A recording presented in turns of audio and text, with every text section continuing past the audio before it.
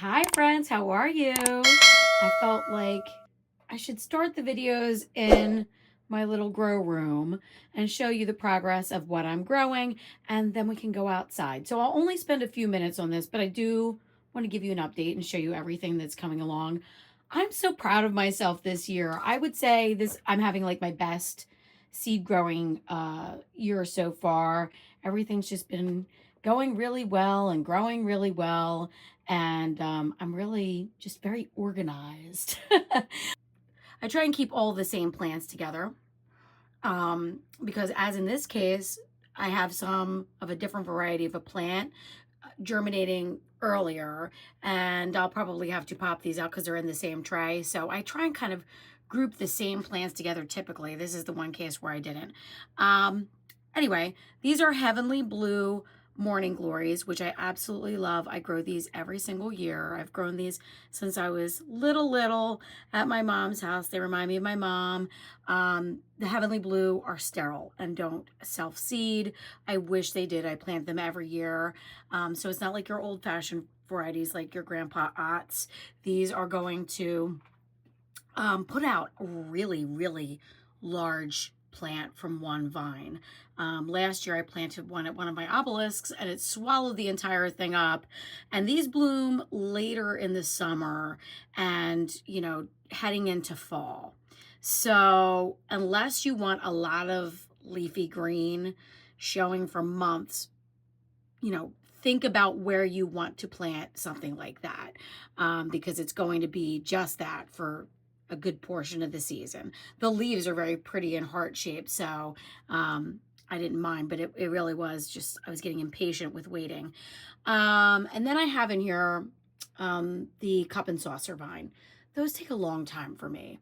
So, I'm waiting. I'll probably pop out the morning glories soon. And see, I have the humidity dome on now, and I should really take it off since these have popped out, but these haven't. So I'll have to get the morning glories out of here and let the cup and saucer do their thing. All of my gumfrina are up. I have never planted gumfrina from seed, and the seed pack, when I planted these, said to soak the seeds for 4 hours in hot water first. So I did that, and I've got great germination. Actually, they popped up after like one day. So that was terrific. And I did start them on the heat mat, and now they're off. Now that they're germinated, the humidity dome is off, and they're off the heat. All of my foxgloves are coming up. You can see all the little bits of green, so that's exciting. Here are things that I have on heat that want the heat, but they have not started to sprout yet. I've got my kirigami ornamental oregano, which is very similar to the Kent Beauty. They're like sister plants. And this one is just a little bit of a different, more rosy color. This is scabiosa, and then I've got some tomatoes and something else in here what do I have in here? Can I see the tag? I don't feel like pulling it out. I think it's straw flowers. It is straw flowers. So down here, I'm having a lot of good luck too. So this is snapdragons in the front here. Then behind that, I've got some celosia. And then I've got my lobelia that I love to plant every year. I plant this blue lobelia, again, like every year for as long as I can remember. And it is just such a great filler. This one does particularly well. It's Crystal Palace. And then in the back, I've got, I think, some of those profusion white zinnias, which I actually have along here too. All of my campanula is coming up. That's pretty great. I might not get blooms on this plant until next year, even though it's a biennial, but this particular seed is supposed to be first year blooming. In my experience, unless you plant these in fall and then out into like under grow lights in the fall and then plant them out into the spring, you won't get flowers until the next year, but maybe I'll get lucky. It's all in your timing. And then these are those profusion white zinnias. Now, I normally direct sow all of my zinnias. The profusion white are a very short border zinnia, and I like to start many of them undergrow lights early because I like them so much and I want to, have them blooming for as long as possible. But zinnias are one of those things that are just like so super simple to direct sow. So I do that with my taller zinnias. And I might start some. See, I said that. I might start some. I don't know. I've just been like really motivated to start some seeds right away. So maybe I'll plant some. Lupin. Look how cute. I've never planted lupin before, and they're so cute. And then behind the lupin, I've got some straw flowers coming up, and some ageratum in the very back there. Everything is germinating and looking really, really good. My sweet peas are looking great. I have this little extra light here. We had another row of lights hanging here, but I took them down because we needed them in the shed for some of the work we were working on. So I have this little portable light that I just kind of stuck over here for the sweet peas, and it actually works out great because these are much taller than the other plants that I have right now. So it allows me to adjust the level specifically for this tray without having it too far away from my other plants, like you'll see down here. See how close the light is. Now, this is my dahlias, and these are my geraniums, and this is my nasturtium. Last night I came in here and I removed them all from their little cell packs and put them in larger pots. So that will allow these to get, much bigger and more established. The geraniums I doubled up on the pots because I just had so many of them, and, trying to conserve a little bit of my resources here for some other things that I want to pot up as they get a bit larger. But so far, I am really, really, really happy with everything going on in the seed room. Okay, so here's what it looks like once I come up from my dungeon. I love my kitchen, and Mark redid this a couple years ago now. Can't believe it's been like 2 years. We took the microwave down. I have the crock pot out because I was making sausage and spaghetti the other day. There's the king of the house right there on his little bed. All right, I don't want to get too cutesy talking to him because he looks so cozy, and I don't want to make him get up. Before we go outside, I did want to make a pit stop here to show you because I grabbed some beautiful primrose at the supermarket the other day, and I just can't get over their gorgeousness. Look at these. Oh my goodness gracious. And a little clover plant. Oh my gosh, I am so feeling spring. Like the light, the goodness, everything in this space is just getting me all charged up and excited for spring. Oh my gosh, there's squirrels everywhere. It's driving me absolutely crazy.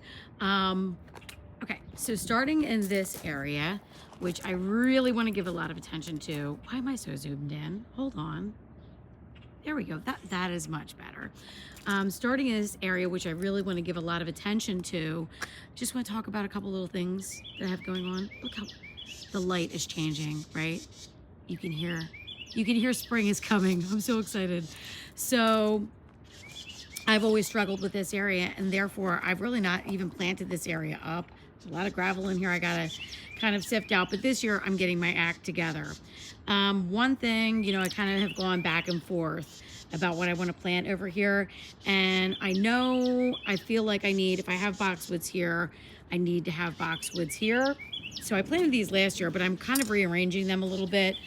And I know that they are all different heights, and some of these have like winter bronzing, so don't panic. But what I am doing is I'm going to create a square here, and then in the center do some kind of either a pot with like a boxwood or just a boxwood in the center, like a cone.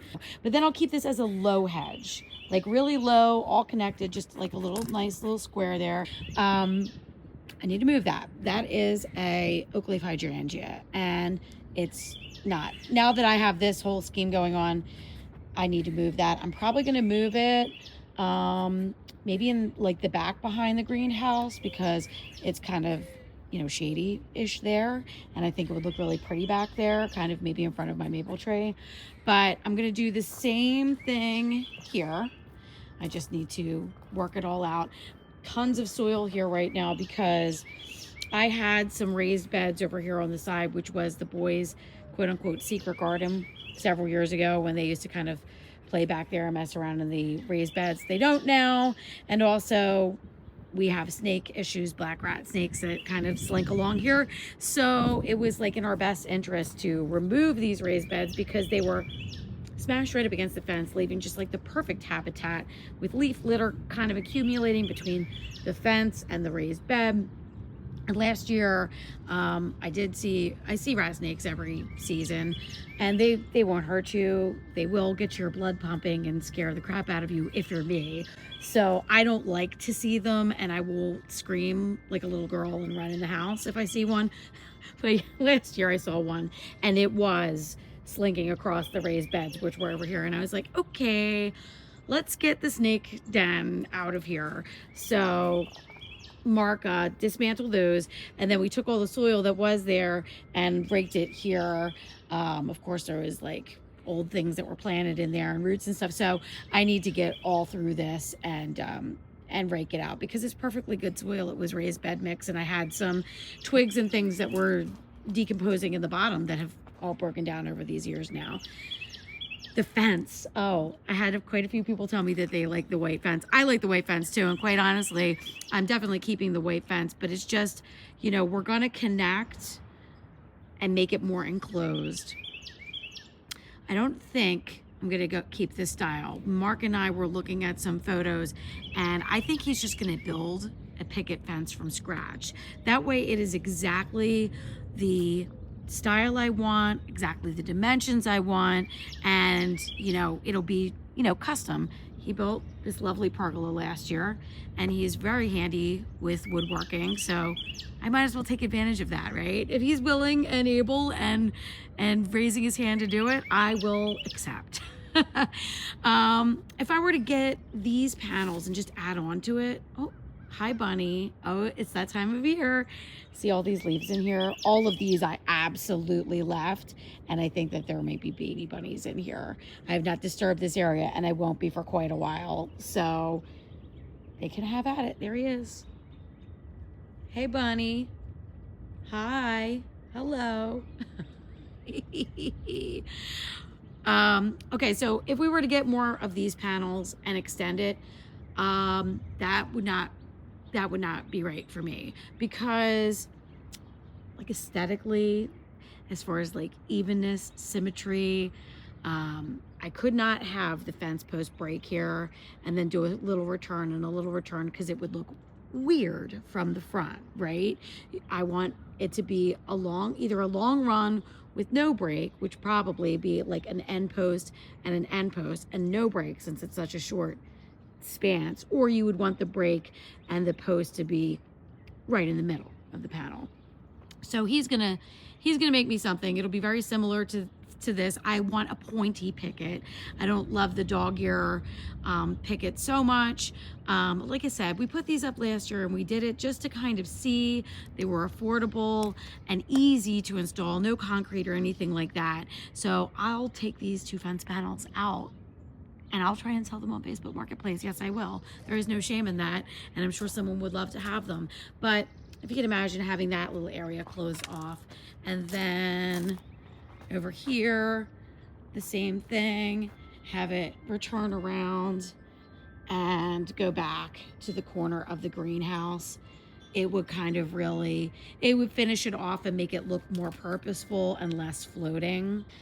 I've got main planters here. First year with those, I got them at the end of the season, and that's got my new Dawn roses in it. I'm very excited. I have to secure the trellises because they are just kind of floating there. You can see that one's pulling forward a little bit, so I have to secure those. I am just so looking forward to this season. Oh my goodness. Hollyhocks along the greenhouse. I'm gonna put cut flowers there. You can see all of my daffodils are coming up, and also I am quite excited. Look at these, you guys. These are my ambassador alliums from last year, which I absolutely loved. Look at that one. That one's a little deformed because a bunny, squirrel, somebody nipped on that one. They don't like allium, and they probably said, okay, that one's not for me. Moving on. But they are naturalizing. I had just single bulbs here. You can see they're multiplying, which is what we want. This is a good thing. And I was a little nervous because, you know, as with most flowering bulbs, you want to leave the foliage up after you remove the bloom stalk. After the bloom has died, you take the bloom stalk away, but you leave the foliage to absorb the energy to produce your blooms for the next year.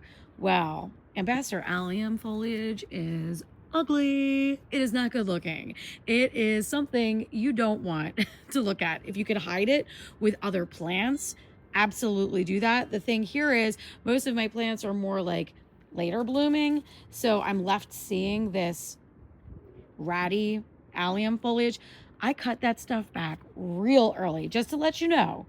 Give it a try. Maybe you don't want to go all in, but if this is proof, I cut my allium foliage back like right away last year. Once those blooms were up, I came in here and I cut that stuff way back.